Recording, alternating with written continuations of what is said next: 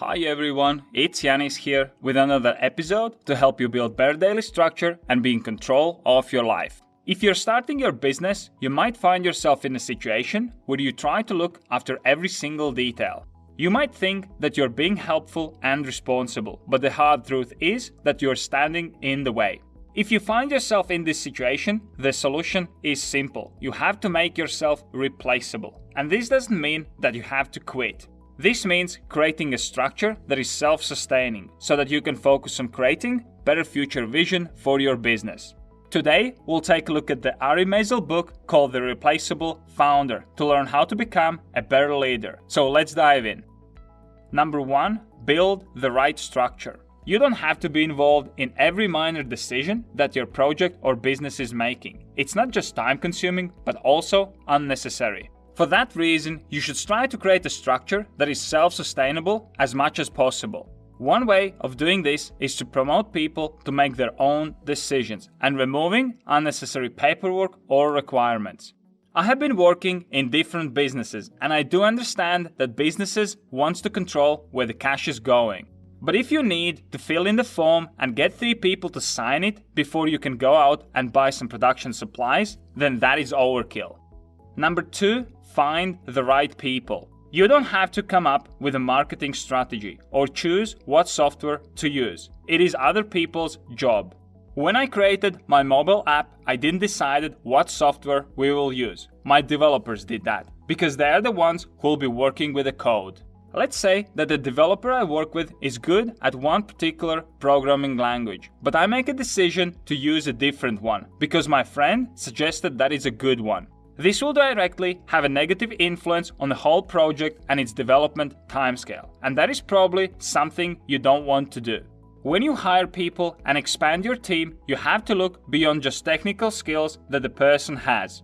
I think attitude is something that needs to be looked at very closely, as well as how they will fit in the rest of the team. Because I work a lot with online teams, I'll always look at people's communication skills and responsiveness. It's my number 1 rule. If I work with somebody and I send them an email or message, I expect that query to be dealt with within 24 hours. If the person can't achieve that, then we don't work together.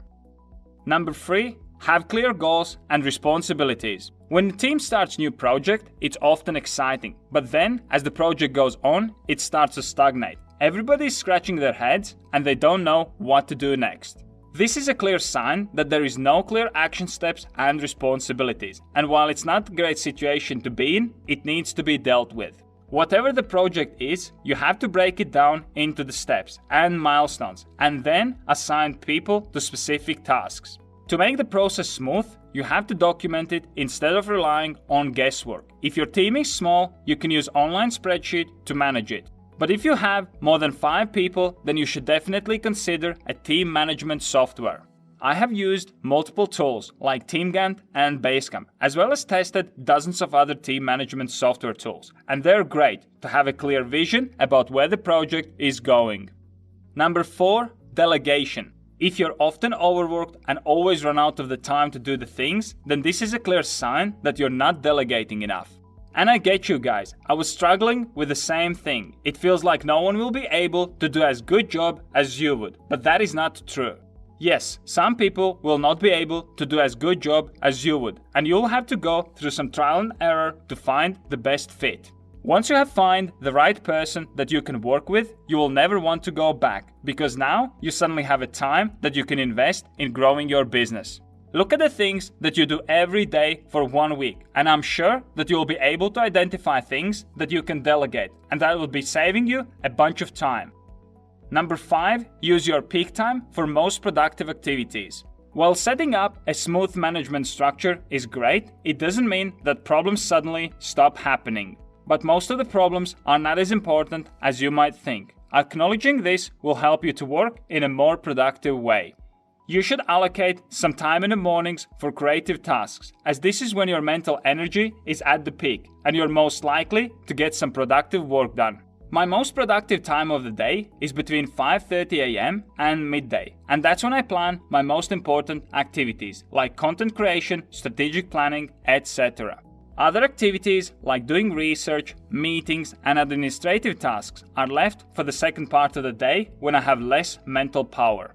Same as you have your peak times when you don't want anyone to disturb you, you should also find out when your teammates' peak times are, so you don't disturb them. This was one of the things that I recently found out with my team, and we were able to hugely increase overall productivity. The thing was that I was using instant messaging to communicate with my team. So every time I found a bug in app or I had a question, I just sent a message to my team via Slack or WhatsApp. And basically, we were constantly chatting about the things instead of doing the actual work, and this affected our team's productivity. Once we identified this as an issue, we stopped using instant messaging platforms to communicate and switched more towards email-oriented communications. So throughout the day, I would make notes about all the feedback and questions that I had, and then at the end of the day, I would send one email. This reduced time that we spent chatting about the issues and getting distracted all the time. Now we're able to work more productively. I hope that you enjoyed this Ari Meisel book of the Replaceable Founder, and it gives you a better understanding about important aspects of becoming replaceable and more efficient. If you enjoyed this book review, make sure that you hit that like button below, and I'll see you guys in another episode. If you want to manage your time better, have more structure in your life, and achieve your goals, make sure you check out my time planning application. You can set goals and track progress towards them, create time blocks and build your own daily structure, as well as log your time and measure your performance. Best of all, it's totally free, so press here to check it out right now. I'm working on new videos every day, so be sure you subscribe so you don't miss my next episode.